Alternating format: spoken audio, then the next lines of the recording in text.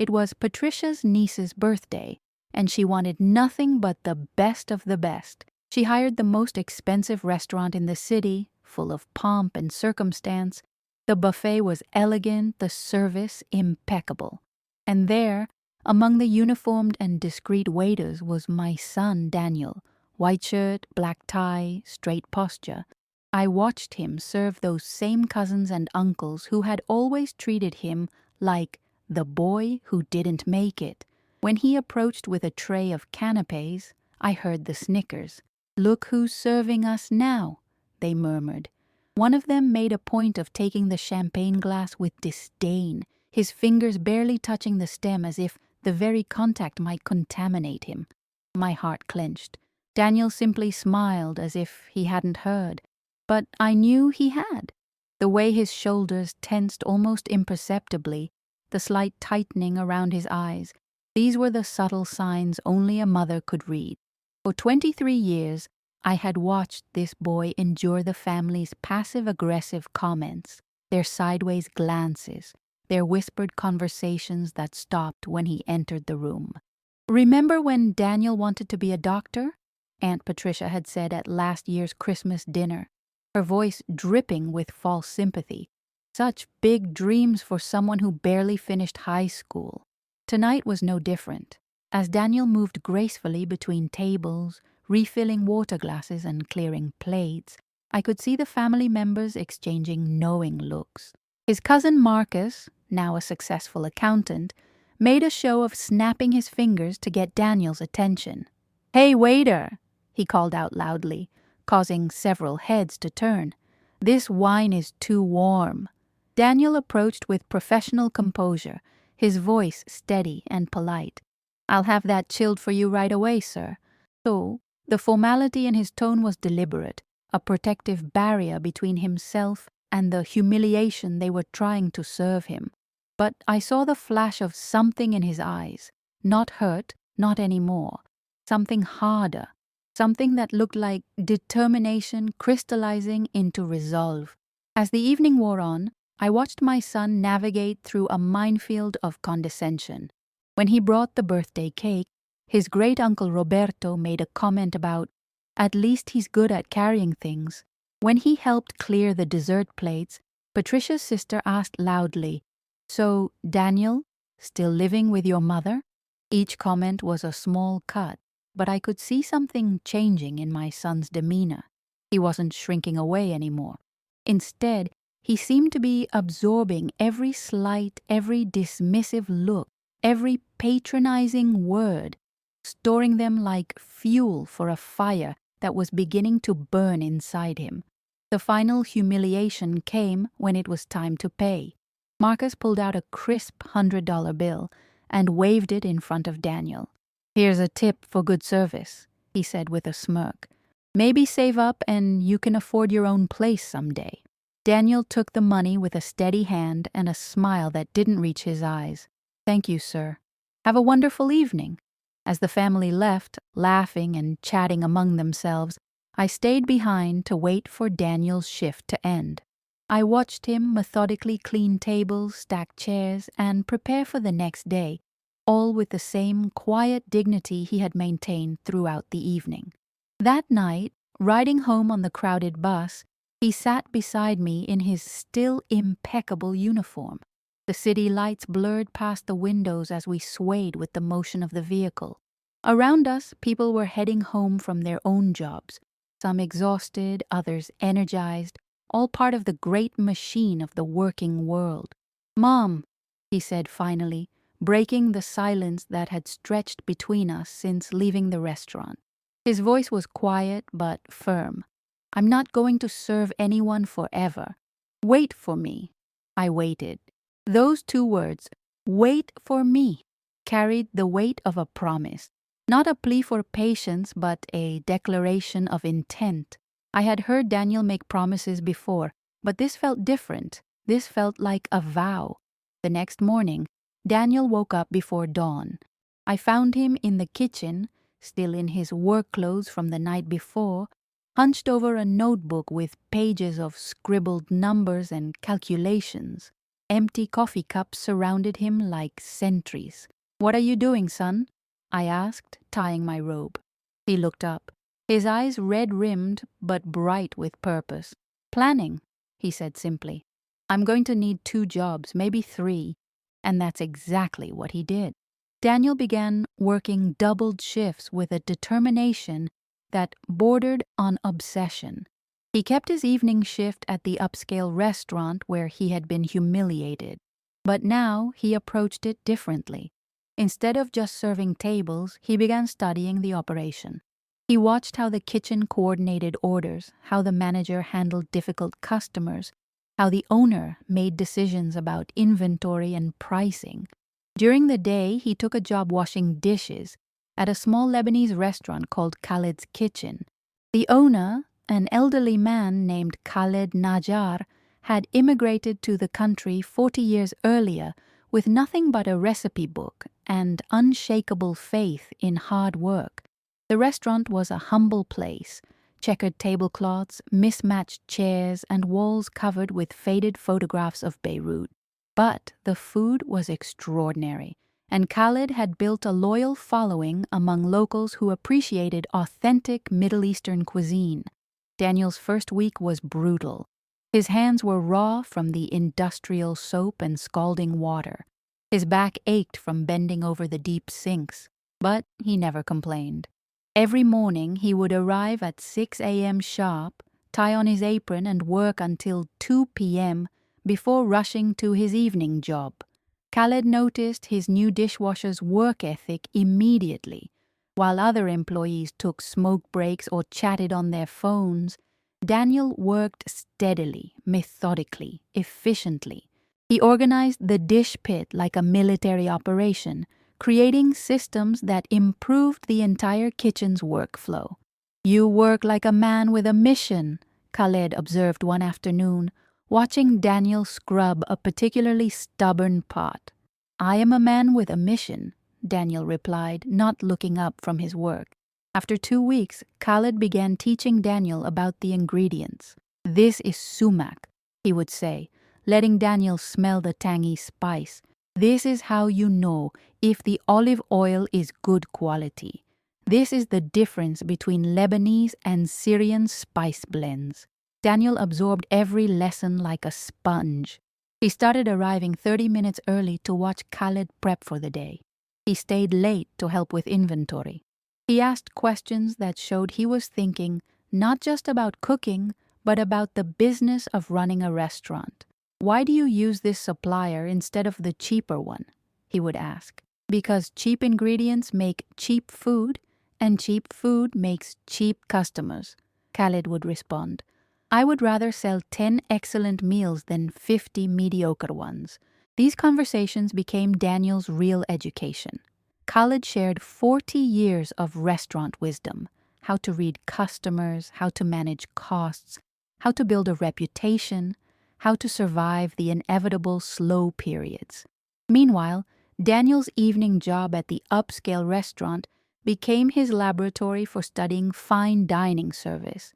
He paid attention to everything: how the sommelier described wines, how the executive chef designed seasonal menus, how the front-of-house manager handled VIP guests. He started a notebook where he recorded every detail that might be useful someday: customer preferences, supplier contacts, successful menu combinations, effective marketing strategies. His co-workers thought he was just being overly conscientious, but Daniel was building a blueprint for his future. The family's condescension had lit a fire in him that burned quietly but steadily. Every dismissive comment, every patronizing look, every moment of humiliation was transformed into motivation. He wasn't just working to pay bills anymore. He was working to prove something. 3 months into his dual job routine, Daniel's life had settled into a rhythm of purposeful exhaustion. He would wake at 5 a.m., arrive at Khaled's kitchen by 6, work until 2 p.m., grab a quick lunch, then rush across town to his evening job. He wouldn't get home until midnight, only to repeat the cycle the next day. But something remarkable was happening. Khaled had begun to trust Daniel with more responsibilities. First, he let him help with food prep, chopping vegetables, preparing marinades, portioning ingredients. Daniel's knife skills improved rapidly under Khaled's patient instruction. In Lebanon, we say the knife is the cook's soul, Khaled would tell him, demonstrating the proper way to dice onions. Treat it with respect, and it will serve you well. Daniel's hands, once soft from his privileged upbringing, developed calluses from the constant knife work. His arms grew stronger from lifting heavy pots and carrying cases of supplies. His palate became more sophisticated as Khaled taught him to taste and adjust seasonings. One particularly busy afternoon, when the lunch rush was overwhelming and 2 kitchen staff had called in sick, Khaled made a decision that would change everything. "Daniel," he called out over the chaos of sizzling pans and shouting orders, "I need you on the line. Can you handle the salad station?" Daniel's heart raced. He had never worked the line before, had never been responsible for food that would actually reach customers, but he nodded and stepped up to the prep station.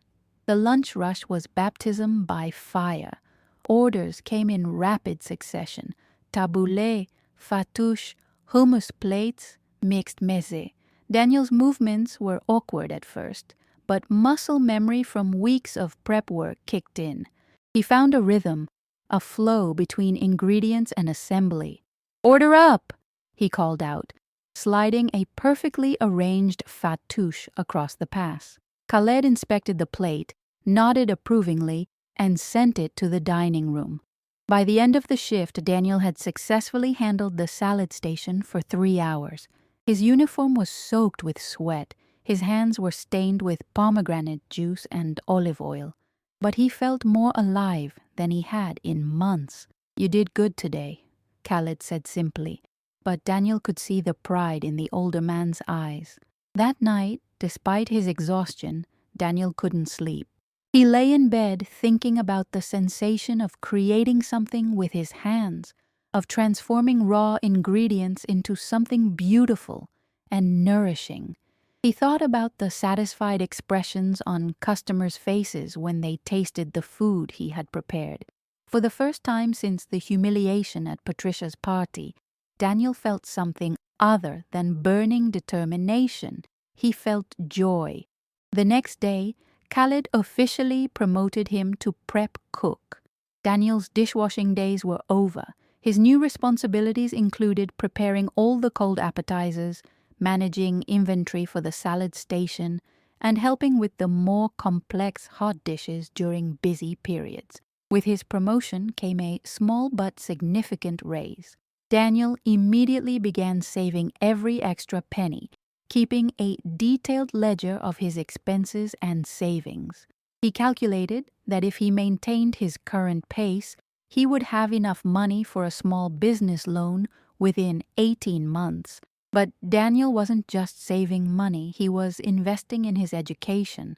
He spent his few free hours watching YouTube videos about restaurant management, reading books about food cost control, and studying successful restaurant chains. He learned about profit margins, inventory turnover, customer acquisition costs, and brand building. Khaled noticed his protégé's hunger for knowledge and began sharing more advanced lessons. He taught Daniel about supplier relationships, seasonal menu planning, and staff management. Most importantly, he taught him about the intangible qualities that made a restaurant successful. "Food is only 50% of the business," Khaled would say. "The other 50% is making people feel welcome, making them want to return, making them tell their friends." Daniel absorbed these lessons deeply. He began to understand that his family's treatment of him, the dismissive attitudes, the condescending comments, the assumption that he was somehow less worthy, had actually given him valuable insight into human nature. He knew how it felt to be looked down upon, which meant he would never make others feel that way. 8 months after Daniel had begun working at Khaled's kitchen, The old Lebanese man called him into his small office after the lunch rush. The space was cramped, filled with invoices, supplier catalogs, and framed photographs of Khaled's family back in Beirut. "Sit down, my boy," Khaled said, gesturing to a worn chair across from his desk. His usually jovial expression was serious, almost somber. Daniel's heart sank. Had he done something wrong? Was business slow? Were they going to have to let him go? "I need to tell you something," Khaled continued, his accent thick with emotion. "I am old, Daniel. 73 years old. My wife, she wants me to come home to Lebanon. She says I have worked enough, that it is time to be with family." Daniel felt the world shift beneath him. Khaled's kitchen had become more than just a job. It was his education, his second home, his pathway to a future. The thought of losing it was devastating. "When?" Daniel managed to ask. 3 months, Khaled replied. "I have been thinking about what to do with the restaurant. I could sell it to a corporation or I could close it down, but neither of those options feels right." He leaned forward, his weathered hands clasped together on the desk. "This place has soul, Daniel. It has character. It deserves to continue, but only in the right hands." Daniel waited, hardly daring to breathe. "I have been watching you for 8 months, Khaled continued. "I have seen how you treat the food, how you treat the customers, how you treat the other workers. You understand what this place is about. You have the heart of a restaurateur." The old man reached into his desk drawer and pulled out a thick folder. "I want you to buy the restaurant, Daniel, not the building. I don't own that. But the business, the equipment, the recipes, the customer base, the reputation, everything I have built here." Daniel's voice caught in his throat. "Mr. Khaled, I don't have enough money. I've been saving, but—" Khaled held up a hand. "I know you don't have much money, but I also know you have something more valuable. Dedication, integrity, vision. I will sell it to you for what you can afford, and you can pay me the rest over time." The offer was both generous and terrifying. Daniel had been dreaming of owning a restaurant someday, but he had imagined it would be years in the future after he had accumulated more experience and capital. Now, the opportunity was being handed to him, but it came with enormous responsibility. "What if I fail?" Daniel asked honestly. Khaled smiled for the first time during their conversation. "Then you will learn from the failure and try again. But I don't think you will fail. You have something I had when I came to this country 40 years ago, hunger. Not for food, but for success, for respect, for the chance to prove yourself." Over the next 2 weeks, Daniel and Khaled worked out the details. The purchase price was modest, essentially the value of the equipment and inventory, plus a small premium for the established customer base.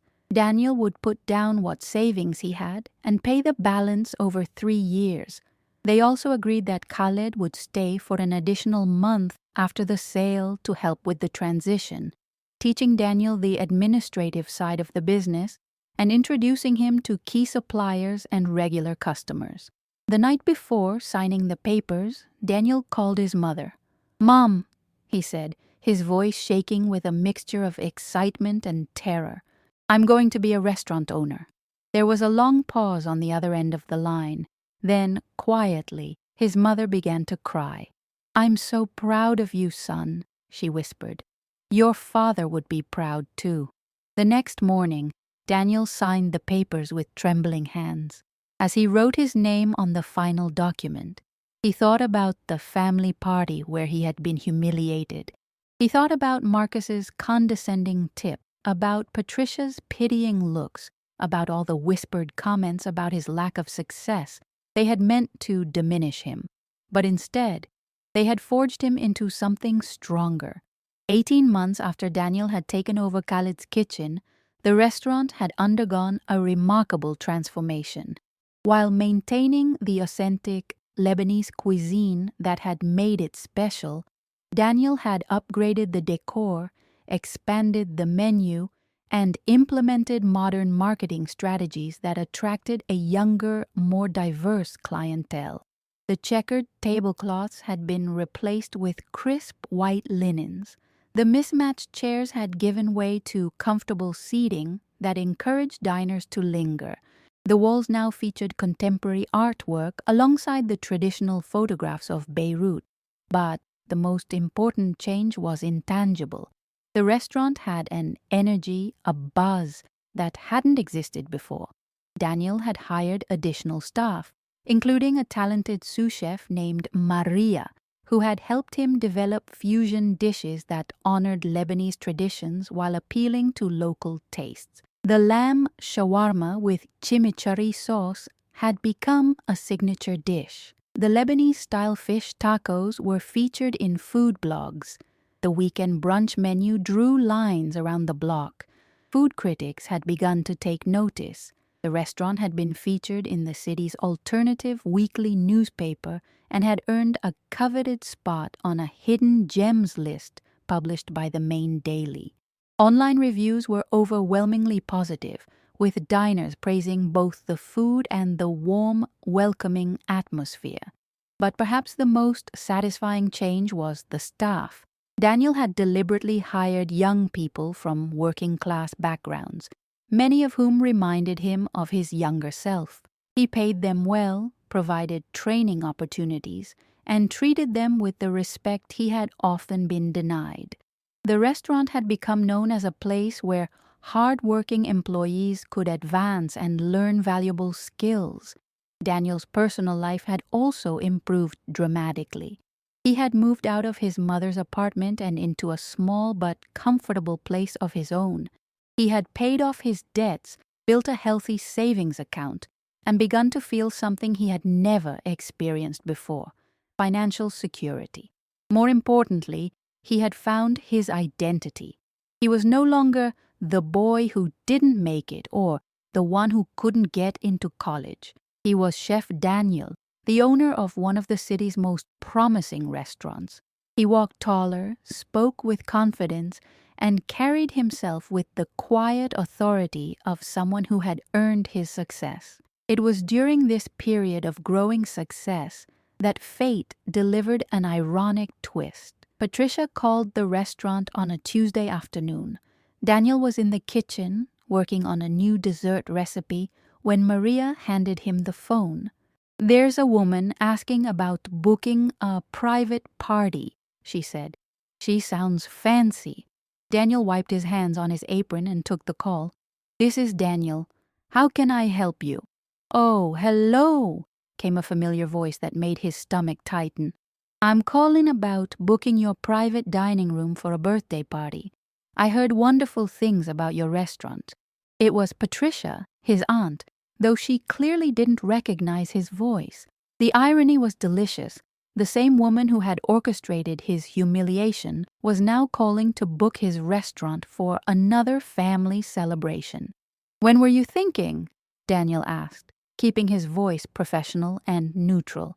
"Saturday, the 23rd. It would be for about 30 people. I understand you have quite a good reputation." "We do," Daniel replied simply. "May I ask who's recommending us?" Patricia mentioned a prominent local businessman who had become a regular customer. He said it was the best meal he'd had in the city. "I'm particularly interested in impressing my family. This is for my daughter's graduation party." Daniel felt a surge of satisfaction. His aunt, who had once dismissed him as a failure, was now seeking him out to help her impress the same family members who had looked down on him. "I'm sure we can accommodate you," Daniel said. "Would you like to come in this week to discuss the menu and arrangements?" They scheduled a meeting for Thursday afternoon. Daniel spent the intervening days preparing for what he knew would be a revelatory encounter. He had the private dining room polished to perfection, arranged for a special menu tasting, and prepared his staff for what might be an emotionally charged evening. When Patricia arrived for the planning meeting, she was dressed in her usual ostentatious style: designer clothes, expensive jewelry, the kind of outfit meant to signal status and wealth. She was accompanied by her daughter, Rebecca, whose graduation they were celebrating. Daniel greeted them at the door, wearing a well-tailored chef's jacket and carrying himself with professional confidence. For a moment, Patricia looked confused, as if she recognized him but couldn't place him. "Welcome to our restaurant," Daniel said smoothly. "I'm Daniel, the owner and head chef." Recognition dawned on Patricia's face like a sunrise. Her mouth opened slightly, then closed. Her daughter, who had been checking her phone, looked up with mild interest. "Daniel," Patricia managed to stammer. You own this place?" "I do," he replied with a calm smile. "Please have a seat. Let me tell you about what we can offer for your celebration." The next hour was a masterclass in professionalism. Daniel presented menu options with the confidence of someone who had spent years perfecting his craft. He discussed wine pairings, service styles, and special dietary accommodations with the expertise of a seasoned restaurateur. Patricia, meanwhile, struggled to reconcile the poised businessman in front of her with the dejected young man who had served her family just 2 years earlier. She kept glancing around the restaurant, taking in the elegant decor, the bustling kitchen visible through the open pass, the satisfied customers enjoying their meals. "The lamb is our signature dish," Daniel explained, as if nothing had ever happened between them. "We slow roast it with traditional Lebanese spices, but we serve it with a modern presentation that's quite popular with our clientele." By the end of the meeting, Patricia had agreed to a premium menu package that would cost significantly more than the venue where Daniel had once served her family. She signed the contract with shaking hands, clearly still processing the transformation she had witnessed. "I'll see you Saturday evening," Daniel said as they prepared to leave. "I guarantee it will be a memorable celebration." As Patricia and Rebecca walked to their car, Daniel watched from the window. He felt no anger, no desire for revenge. Instead, he felt something much more powerful, the quiet satisfaction of a man who had proven himself through hard work and determination. The Saturday evening of the graduation party arrived with perfect spring weather. Daniel had spent the entire day preparing, working alongside his staff to ensure every detail was flawless. The private dining room looked spectacular. Elegant place settings, fresh flowers, and soft lighting that created an atmosphere of refined celebration. The menu Daniel had designed was a showcase of his restaurant's capabilities. It began with a selection of traditional Lebanese mezze, hummus, baba ganoush, tabbouleh, and fattoush, all elevated with premium ingredients and artistic presentation. The main course featured 3 options: the signature lamb dish, a whole roasted sea bass with pomegranate molasses, and a vegetarian option of stuffed grape leaves with quinoa and pine nuts. For dessert, Daniel had created a modern interpretation of baklava, individual portions with pistachio ice cream and honey glass, accompanied by traditional Arabic coffee and Lebanese sweets. As the family members began to arrive, Daniel positioned himself where he could observe without being immediately noticed. He watched them file into the private dining room, many of the same faces from that humiliating evening 2 years earlier. Marcus arrived with his wife, both dressed in expensive clothing that seemed calculated to impress. Uncle Roberto shuffled in, complaining about his back. Patricia's sister came with her husband, both scanning the room with the critical eye of people accustomed to finding fault. Daniel waited until they were all seated and had been served their first round of drinks before making his entrance. He stepped into the private dining room, wearing an immaculate chef's jacket, his hair neatly styled, his demeanor confident and professional. The conversation died as he appeared. "Good evening, everyone," he said, his voice carrying easily across the room. "Welcome to my restaurant. I'm Daniel, the owner and head chef. I wanted to personally welcome you and hope you'll have an unforgettable evening." The silence that followed was profound. Daniel could see the shock registering on familiar faces, the rapid mental calculations as family members tried to process what they were seeing. Marcus was the first to recover. "Daniel, you own this place?" "I do," Daniel replied with a warm smile. "I've been the owner for about 18 months now. We've built quite a reputation in that time." Uncle Roberto leaned forward, squinting as if he couldn't quite believe what he was seeing. "But you were working as a waiter." "I was," Daniel acknowledged without shame. "That was part of my education. I learned a lot about hospitality and customer service in that role. Very valuable experience." Patricia's sister, who had always been particularly cruel in her comments, looked around the elegant dining room with obvious confusion. How does someone go from waiting tables to owning a restaurant like this?" Daniel's smile remained steady. "Hard work, good mentors, and a clear vision of what I wanted to achieve. I was fortunate to find an excellent teacher who believed in me." As the evening progressed, Daniel orchestrated the service with the precision of a conductor leading an orchestra. Each course arrived perfectly timed, beautifully presented, and delicious. The staff, who had been thoroughly briefed on the importance of the evening, performed flawlessly. The family members, initially shocked into silence, gradually began to relax as the excellent food and wine worked their magic. Conversations resumed, though Daniel noticed that the tone was different from the last family gathering. There was less gossip, less cattiness, more genuine interaction. Rebecca, the graduate, sought Daniel out during the dessert course. "I just wanted to thank you," she said quietly. "This is amazing. I mean, the food is incredible, but more than that, I remember how some of the family used to talk about you, and I always thought it was unfair. I'm glad you proved them wrong." Daniel was touched by her honesty. "Thank you for saying that. It means a lot." As the evening wound down, several family members approached Daniel to compliment the meal and the service. Their words were carefully chosen, but he could see the genuine respect in their eyes. Marcus, who had been particularly condescending at the previous gathering, was among the last to leave. He approached Daniel with obvious discomfort.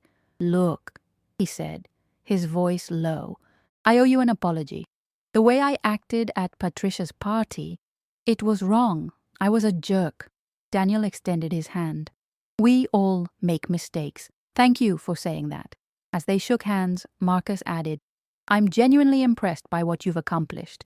This place is incredible." But it was Patricia who provided the most satisfying moment of the evening.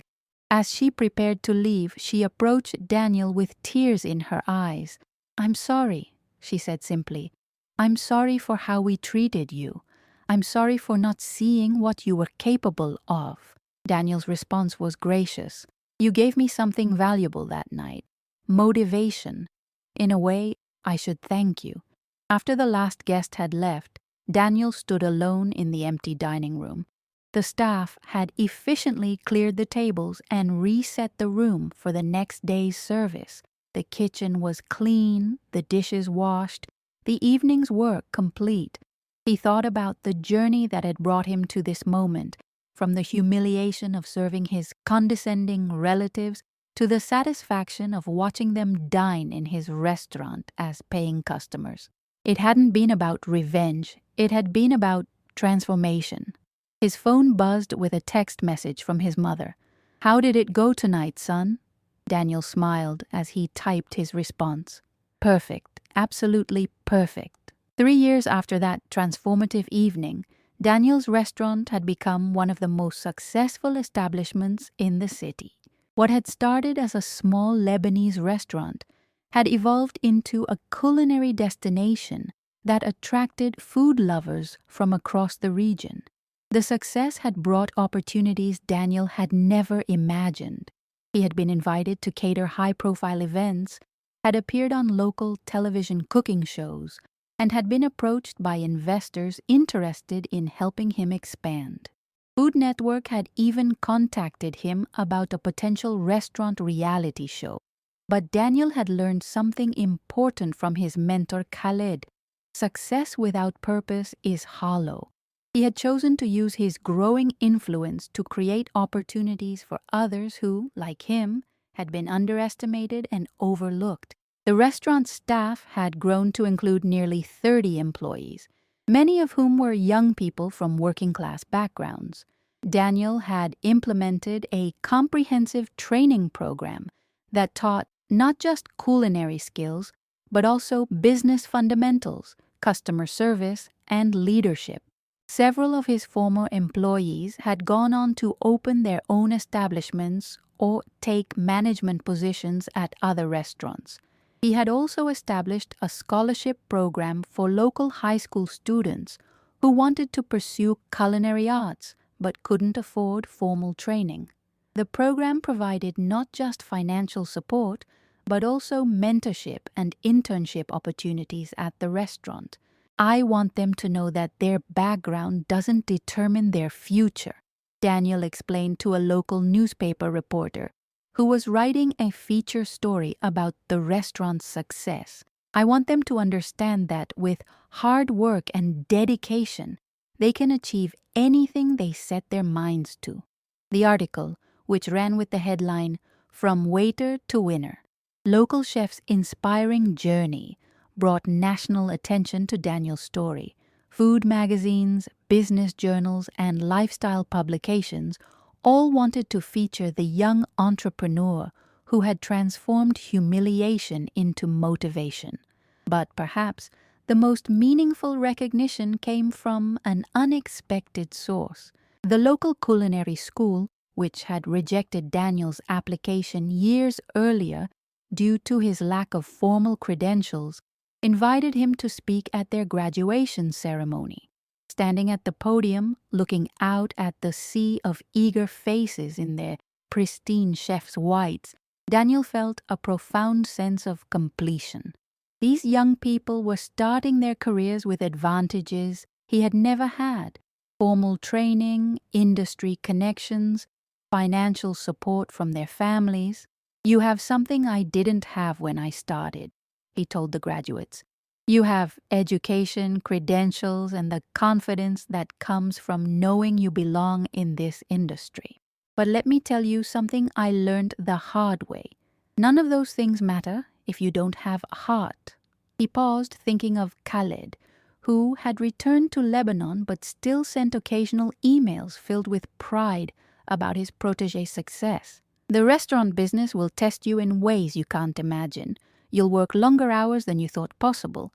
You'll face criticism from customers, competition from other restaurants, and challenges that will make you question your career choice. But if you remember why you started, if you remember that cooking is about nourishing people, bringing them joy, creating moments of connection, then you'll find the strength to persevere." After the ceremony, a young woman approached Daniel. She was small, perhaps 22, with calloused hands and nervous energy. "Chef Daniel," she said, her voice barely above a whisper, "I wanted to thank you for your speech. I'm from a really poor family, and I've been working in restaurants since I was 16 to pay for school. Sometimes I feel like I don't belong here, like I'm not good enough." Daniel saw himself in her uncertainty, her determination, her fear of not measuring up. "What's your name?" he asked. "Sophia," she replied. "Sophia, let me tell you something. That feeling of not belonging, it's not a weakness, it's a superpower. It means you'll work harder, care more, and never take success for granted. Some of the best chefs I know came from backgrounds like yours." He reached into his jacket and pulled out a business card. "If you're ever looking for a place to continue learning, come see me. We're always looking for people who understand that this business is about more than just food. It's about hospitality, community, and making people feel welcome." Sophia's eyes filled with tears as she took the card. "Thank you," she whispered. "Thank you for believing in people like me." As Daniel drove home that evening, He reflected on the journey that had brought him to this point.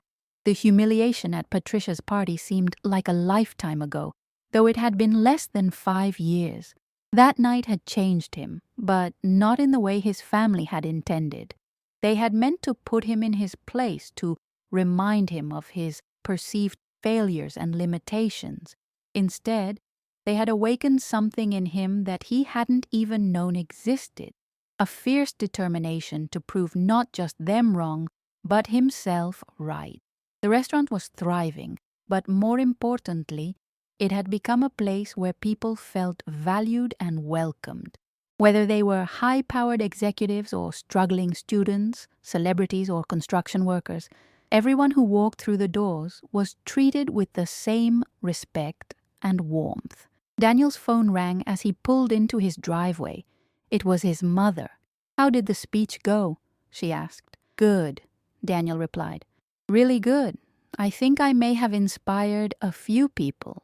"Your father would be so proud," she said, her voice thick with emotion. Daniel closed his eyes for a moment. His father had died when Daniel was 12, long before the family gatherings where he had been humiliated, long before his transformation into a successful entrepreneur.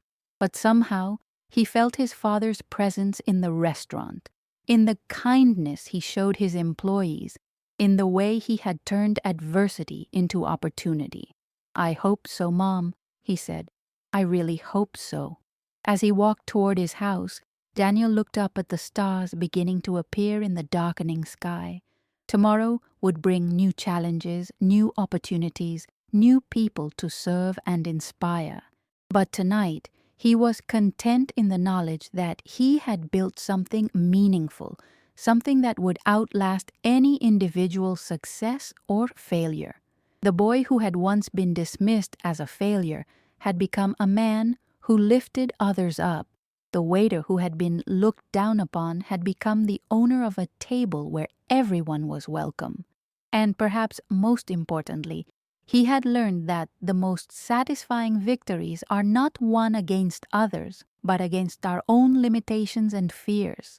The family members who had once humiliated him had inadvertently given him the greatest gift of all, the burning desire to prove that anyone, regardless of their background or circumstances, could achieve greatness through hard work, persistence, and an unwavering belief in themselves. In the end, Daniel realized the best revenge wasn't about making others eat their words. It was about creating something so beautiful, so successful, and so meaningful that their words simply became irrelevant. He had turned their dismissal into fuel for his dreams, and in doing so, had discovered his true calling. 5 years later, Daniel stood in the kitchen of his flagship restaurant, watching his team prepare for another busy evening service. The original location had expanded twice, and he now owned 3 restaurants across the city, each with its own unique character, but all sharing the same philosophy of exceptional food and genuine hospitality. The sound of laughter drew his attention to the dining room, where he spotted a familiar scene playing out. A young man, probably no more than 20, was serving a table of well-dressed customers who seemed to be treating him with casual dismissiveness. Daniel watched as one of them snapped his fingers to get the server's attention, just as Marcus had done to him years ago. Without hesitation, Daniel walked into the dining room and approached the table. "Good evening," he said with his characteristic warm smile. "I'm Daniel, the owner. I just wanted to check that everything is meeting your expectations tonight." The atmosphere at the table shifted immediately. The dismissive customer straightened up, suddenly aware that his behavior had been observed by someone in authority. "Oh yes, everything's wonderful," the man stammered, his tone completely different from the one he had used with the server. Daniel turned to the young waiter. "James, could you please bring this table our special dessert course with my compliments? And take your time. I know you're handling several tables tonight, and I want to make sure our guests receive the attention they deserve." The message was clear, delivered with professional courtesy but unmistakable authority. The customers would be treated well, but more importantly, the young server would be treated with respect. After James had left to fetch the dessert, Daniel remained at the table for a moment longer. "You know," he said conversationally, "some of our best customers started as servers themselves. There's something special about people who understand the service industry from the inside. They tend to appreciate the hard work that goes into creating a memorable dining experience."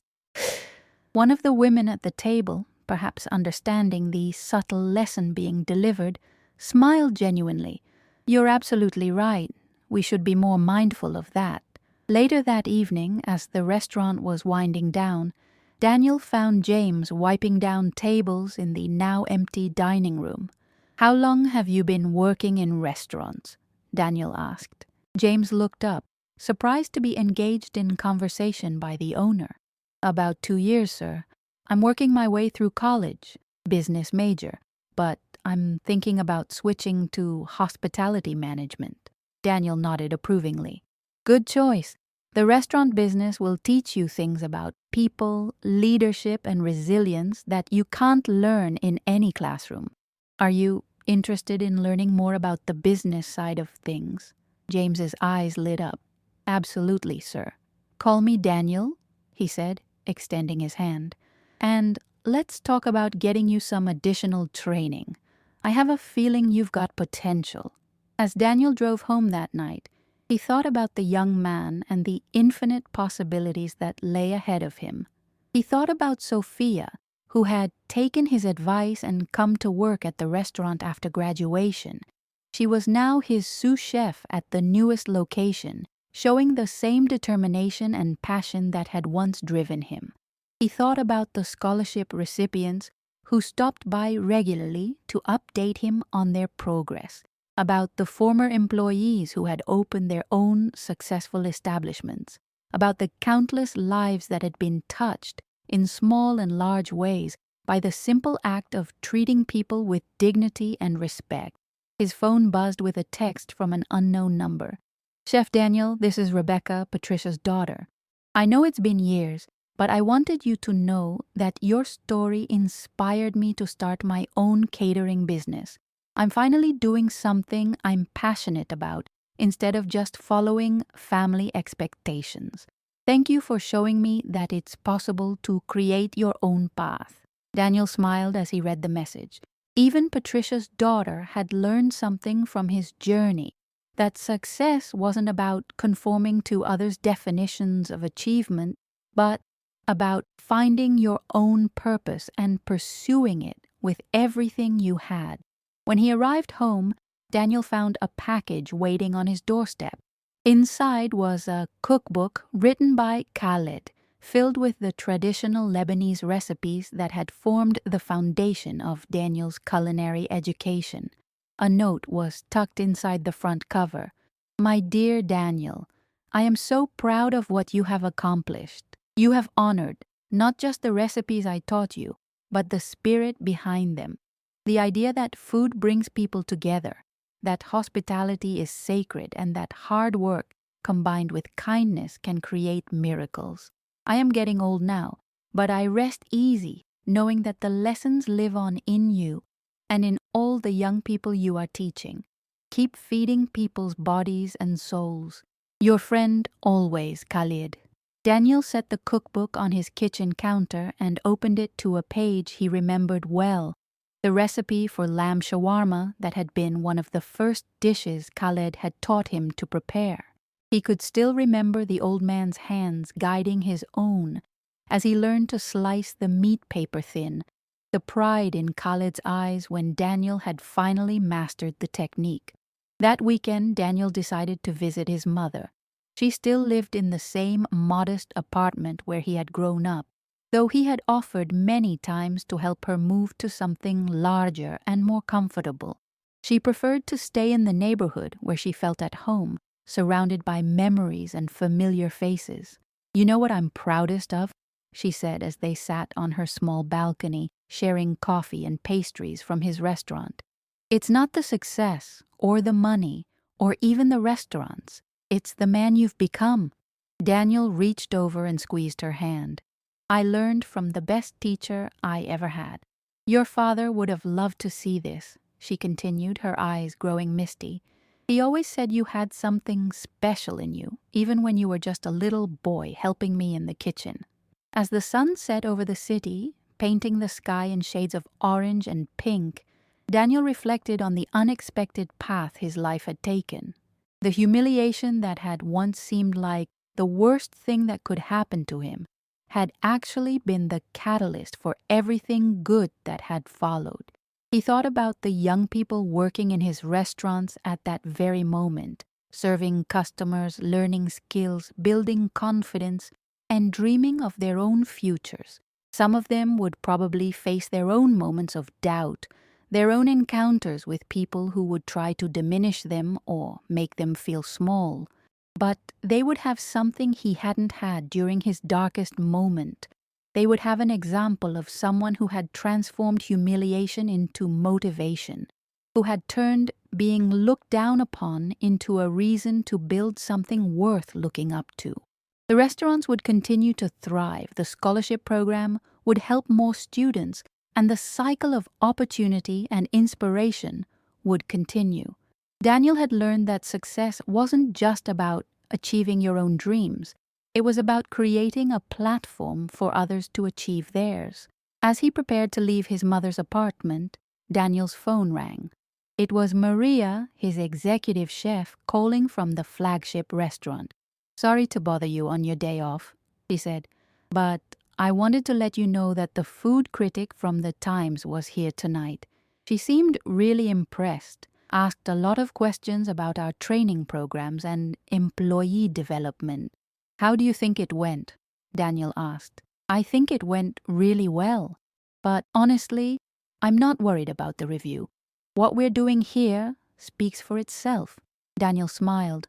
Maria had learned the most important lesson of all, that external validation was nice, but the real measure of success was the positive impact you had on the people around you. After hanging up, Daniel walked to his car feeling a deep sense of contentment. Tomorrow would bring new challenges, new opportunities to serve and inspire. There would be difficult customers to handle with grace, young employees to mentor, and countless small moments where he could choose between lifting people up or letting them down.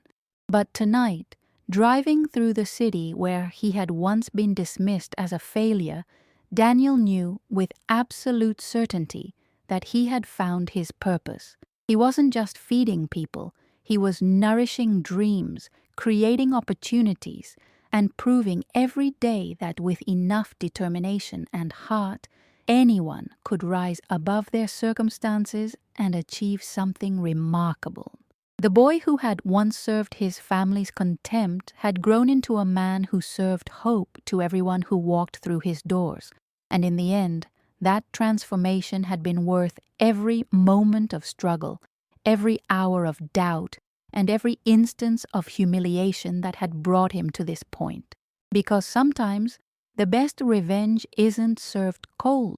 It's served with warmth, seasoned with kindness, and shared with everyone who needs to believe that their current circumstances don't define their future possibilities. The waiter had indeed stopped serving others' expectations and had started serving his own dreams. And in doing so, he had created a legacy that would outlast any individual success, a legacy of proving that dignity, hard work, and treating others with respect could overcome any obstacle and transform any life.